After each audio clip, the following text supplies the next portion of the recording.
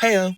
Recently, I've been a little obsessed with how bullets work in video games. Well, I say a little obsessed because I've seen multiple breakdown videos on why Ultra Kill is one of the better modern day shooters before I realized I spent a month knowing everything about the game and thought, oh wait, maybe I should play it.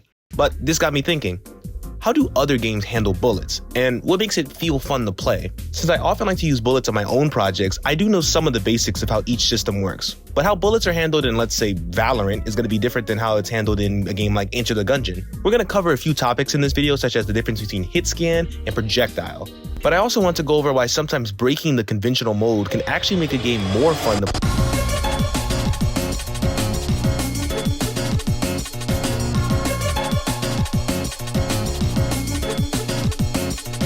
There's this discourse within the gaming community whether or not guns and the way bullets work should be accurate to real life or not. And before I begin, I consider myself completely unbiased, so I'm going to give my opinion as an objective third party.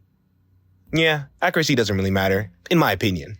It's true in games like Battlefield, you're going to get a more realistic physics engine. But let's be honest, if you're in the middle of a gunfight in a game and your gun jams, I doubt you want to spend even a second trying to fix it. Or maybe you're a psychopath, I don't know. Regardless, I think the goal with most video games is to have an enjoyable experience first, because that's all that matters to a general audience. Actually, now that I think about it, it would actually be very funny if you picked up a shooter and your gun just had a random chance to explode and kill your playable character. I'm looking at you, AAA Studios, get on that right now. Before starting anything, I think it's important to understand that every video game uses some version of these two key concepts, which is Hitscan or Projectile. I'm sure you've heard what the differences between these two are, so you can skip ahead to this time step if you already know. But if you haven't, stick around and I'll go over these as briefly as possible. Let's start with what most modern shooters use, which is Hitscan. In the simplest explanation possible, Hitscan works typically by taking your crosshair and using the information to determine whether or not you're hitting your target. So let's say if your crosshair is in the center of the screen and the enemy falls in line with your target while you're pressing the trigger, it will instantly register this as a hit. Now, if every game had it so as long as your crosshair is touching the enemy while you fired, well, you'd have a pretty miserable experience.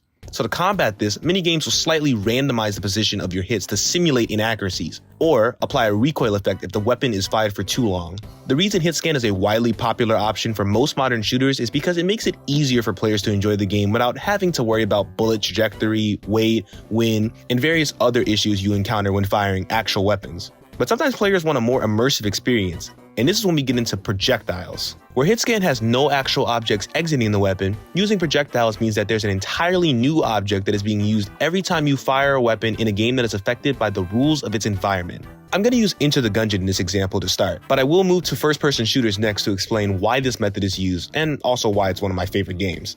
Bullets in Enter the Gungeon actually need to travel towards the target and connect in order to count as a hit.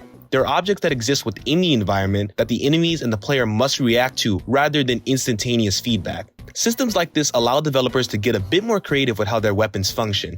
You can change the speed, angle, distance, or even have bullets that ricochet off walls. And we see that a lot in 2D shooters, since this is more favorable than simply hovering your cursor over an enemy and pressing the trigger would result in an extremely repetitive gameplay loop. I think when determining which of these to choose for your games, it really comes down to what your game needs. Battlefield is a great example of a game that uses actual projectiles for their weapons, but this is because the map sizes are much larger than what you'd see in a Call of Duty or a Valorant.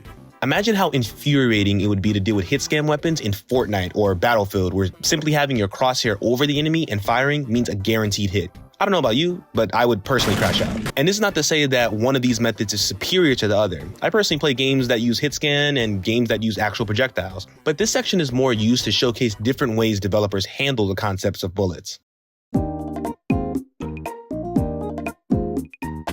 Now, here's where we get into the fun stuff, because I think, as with all topics, a lot of players see this as a black and white selection rather than a gray one. Your games don't have to be limited to just having hitscan weapons or just having projectile-based ones. And many games use a mixture of both of these. In Overwatch, I know, but hear me out here.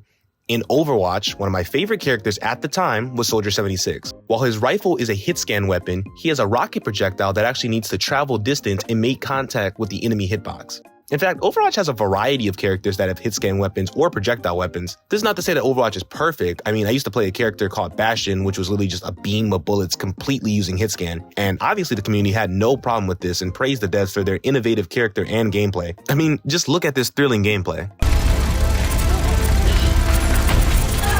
Even Call of Duty, which is known for using hitscan weapons, will use projectiles such as rockets or grenade launchers. Obviously, there's a lot of factors that go into how a developer would implement these systems, like what kind of gun the player is using, or even games that focus on caliber, but that in itself is an entirely separate video, and today I mainly want to focus on the bullet itself. Oh, and by the way, if you're enjoying the video, why not leave a like and subscribe while you're here? Otherwise, I'll explode, and we wouldn't want that.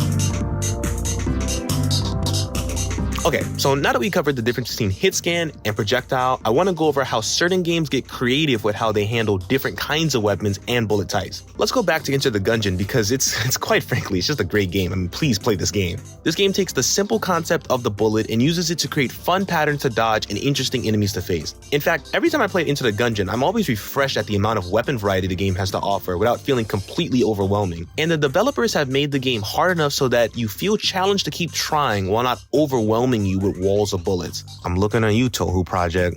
I'm just kidding. I love Touhou Project, but I also understand that if you're a beginner, this one is much easier to follow than, well, that. Of course, using mechanics like this is not just limited to 2D shooters, and different kinds of bullets in video games could be seen all the way back in the original Doom. There's one game that many people like to praise for integrating variety of bullets and weapons, smooth movement, and addictive gameplay, but I swear to God, for the life of me, I cannot remember what it was called. Oh. Yeah, that's the one. Now, I've only played some of the beginning of this game at a friend's house, but good lord, when I played it, it was probably one of the best shooter experience I've had in a while. I actually wanted to make a whole video talking about this game where I would play it from beginning to end while breaking down what works and what doesn't. So if that's something that interests you, please let me know. This game is really fun, and I think that's because the game chooses to mix multiple singular ideas together into one fun amalgamation. You can chain attacks, trick shot, or just mess around, but ultimately the way the bullets interact with their environment, items, and the player themselves is just mwah. If you're a fan of Doom or Quake and somehow have never played this game, please give it a try because I've got friends I haven't seen in months thanks to this game.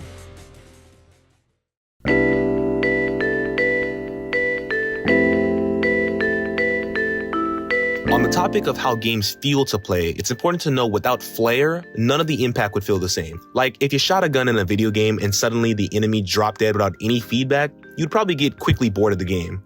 But when adding muzzle flash, sound, screen shake, and maybe even a tracer round effect, it makes everything feel more impactful. And this is what I meant in my title, The Art of Bullets.